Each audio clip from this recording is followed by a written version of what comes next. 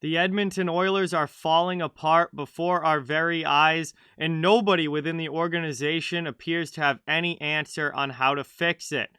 Today, we're going to discuss what's going wrong in Edmonton and if there's any chance they can turn it around in time to still make the playoffs. Let's get started. Hey everybody, so today we're going to be talking about the Edmonton Oilers, who are certainly one of the biggest stories in the NHL right now, as their season is completely unraveling in front of us. They've been absolutely brutal over the last, I would say, close to 2 months now. The month of January has been horrible. They haven't even won a single game in January. And nobody seems to have any answers. Dave Tippett, Ken Holland, any of the players. There's really not much positive coming out of Edmonton right now. And it's going to be a really long road here for them to try and turn this around and try and come back to at least be able to make the playoffs. And I am really starting to doubt that Edmonton is even going to be a playoff team this year. I think they are very, very likely to miss and that they're in a lot of trouble. So we're going to get into it here, taking a look at what's going on with the Oilers, what's going wrong with the Oilers. And then we'll talk about, do they have a turnaround in them, or is this team pretty much done now at this point with the way that they've been playing? So let's get into it here. First, we're going to start with the standings. Edmonton has slipped all the way down to 7th in the Pacific Division. This is a team that earlier in the year, towards the beginning of the season, was leading the Pacific Division. And obviously, they have fallen a long, long way. They are at 38 points through 36 games and now have a minus goal differential at -6, 117 goals for, 123 against. They're just 2-6-2 in their last 10 games, and they've lost 4 straight in regulation. Like I said, they have not won a game in the month of January, and it's just become an absolute circus up in Edmonton right now, and not the kind of circus that Oilers fans were hoping would roll through town. You've got, players getting into it with the media during press conferences. You've got the Mikko Koskinen and Dave Tippett going at each other through the media publicly out in the open. Just absolute train wreck up in Edmonton right now. And this team's honestly falling apart, and their season is going down the drain very, very quickly. Again, they've dropped down to almost last in the division. They're in big trouble here. They're in big, big trouble here. And there's a lot of things wrong with this Edmonton Oilers team that really makes me think that there's very little chance of them turning it around.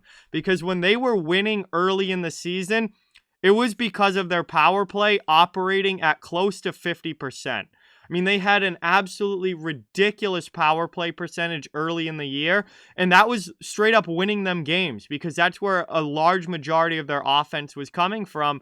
And obviously, that was not sustainable. You can't keep up a 50% power play over the course of an NHL season. It's just completely unrealistic. The power plays dropped off. The offense is gone with it. And Edmonton has turned into a 7th place team in the Pacific Division. So their 5-on-5 game is terrible. There's so much wrong with this team, but their 5-on-5 game is terrible. And it doesn't appear to be getting any better. And the power play couldn't keep up at that unrealistic height that it was at. And now, we've seen what happened. So we're going to start taking a look here, and I am going to start with the goaltending, because if there is any one area of the game that's absolutely brutal for the Edmonton Oilers, I mean, there's multiple, but the goaltending's been awful this year, absolutely awful.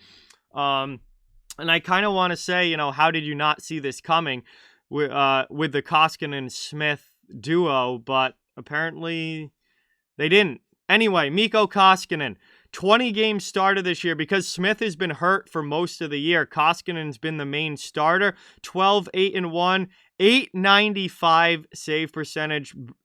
Awful. 3.33 goals against. Terrible. These are Sergei Bobrovsky first year in Florida numbers, and that's when Florida was a massive disappointment. Bobrovsky got dragged through the mud after that season, especially after signing the big contract they did. Koskinen's numbers are very similar to Bobrovsky's in his first year in Florida, where Florida was such a disappointment. Edmonton this year, massive disappointment. Stuart Skinner has actually ended up kind of playing a lot more than expected. He started 10 games this year. He's 4-6 in those 10 games with a .907 save percentage and a 2.93 goals against average. Okay, at least his save percentage is respectable and his goals against is under 3. Stuart Skinner has been the Edmonton Oilers' best goaltender this season. He's been their best goalie, and I honestly don't think he's really NHL ready yet, at least not to be a starter.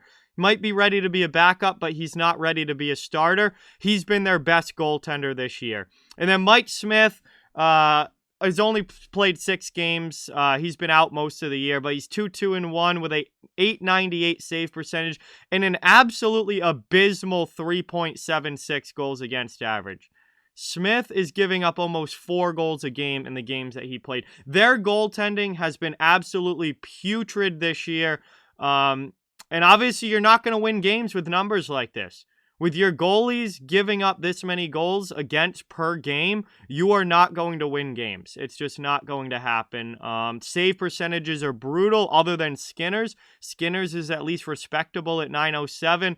Koskinen and Smith both under 90% save percentages. Absolutely brutal.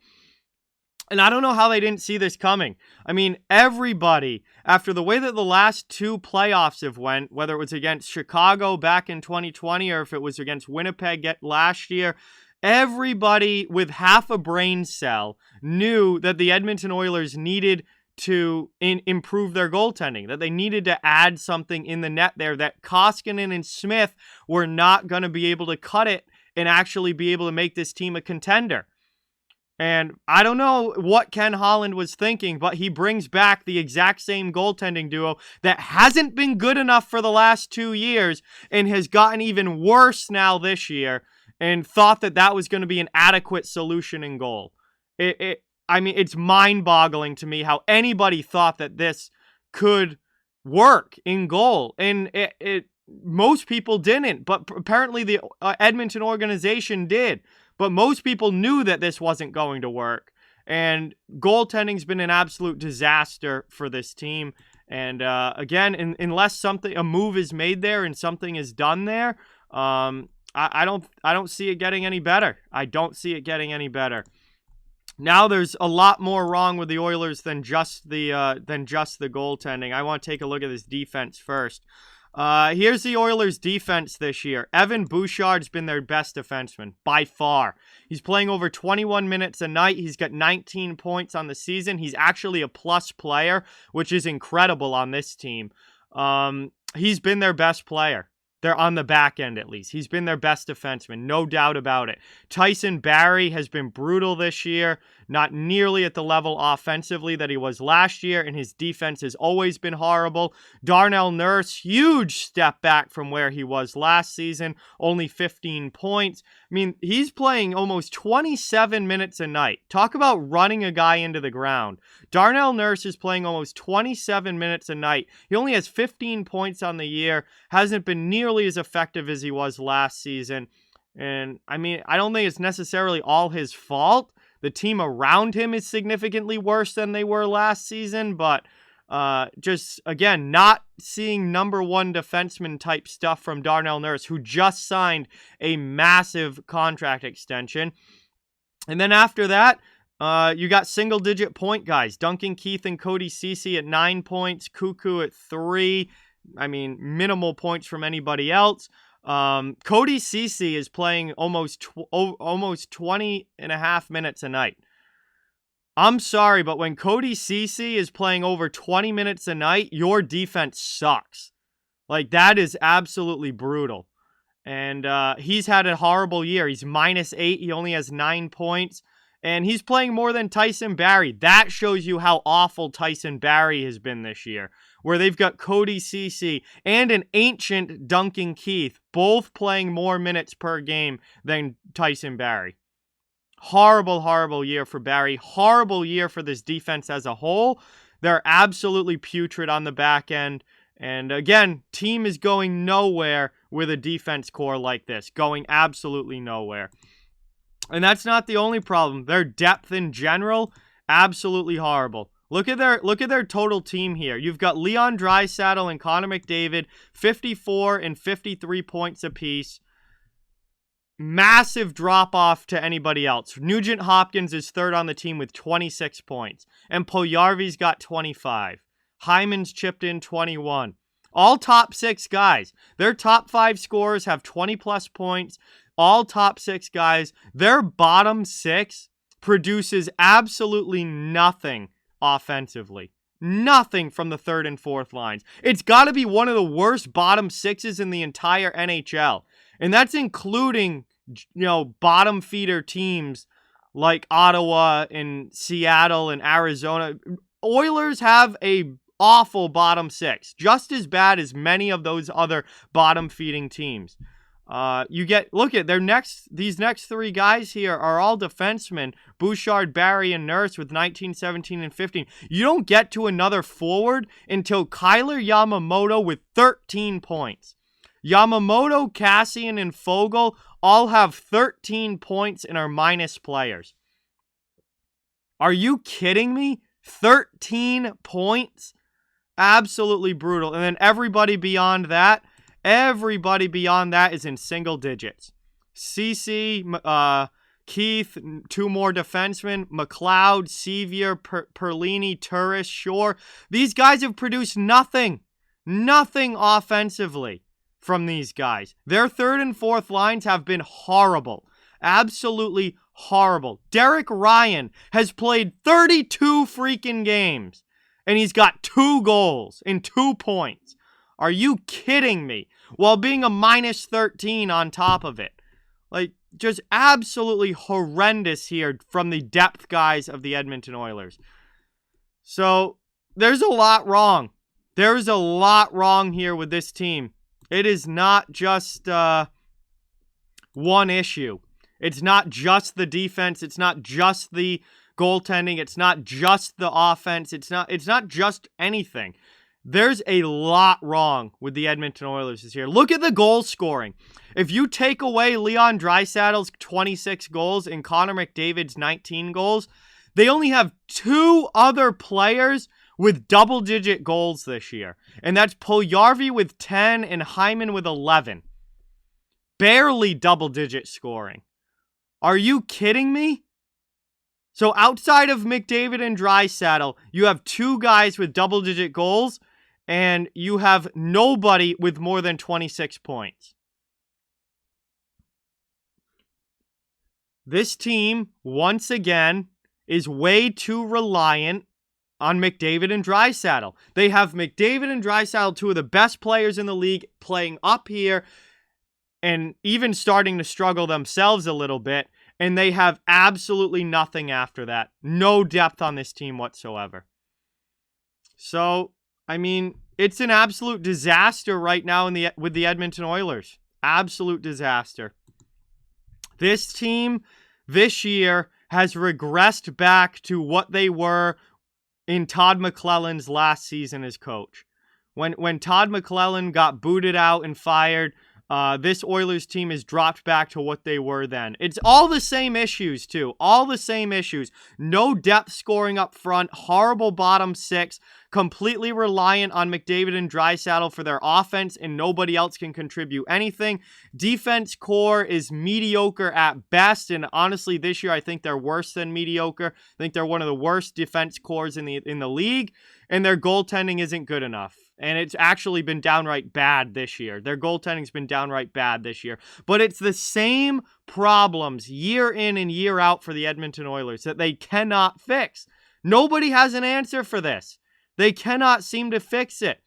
And Dave Tippett sounds completely lost in interviews. He has no idea how to get this team fired up for a game. He has no idea what he should be doing to try and get them back on track. I don't think Ken Holland has any answers. They're right up against the salary cap. They have no cap space to work with. So if they're going to try and make any moves, they're going to have to move money out before they can bring anybody in. It's just absolutely brutal. Absolutely brutal season for the Edmonton Oilers. And honestly, I don't see them coming back from this. And I don't see them making the playoffs this year. I'm going to say it right now. In my opinion, the Edmonton Oilers do not make the playoffs this year. There's just way too much wrong with this team. And there's no easy fix either. Making one trade or two trades is not just going to drastically fix things for this team. So it's kind of the same old same here with the Edmonton Oilers, but it's been a brutal stretch. This team, I think, is done. I think this year is going to be shot for them. Nobody seems to have any answers, and it seems to be honestly getting even worse. I mean, they just got embarrassed on home ice by the Florida Panthers last night, 6-0. You couldn't even manage a goal? 6-0 on home ice. Couldn't even manage a goal. I get that the Panthers are good, but give me a break. That is a joke.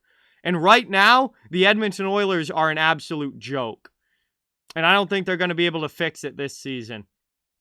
At the end of the year, Holland should be gone. Tippett should be gone. They need a whole new regime here in Edmonton. And, man, this team needs major, major changes. They are in a lot of trouble. But that's just my opinion right now on the Edmonton Oilers.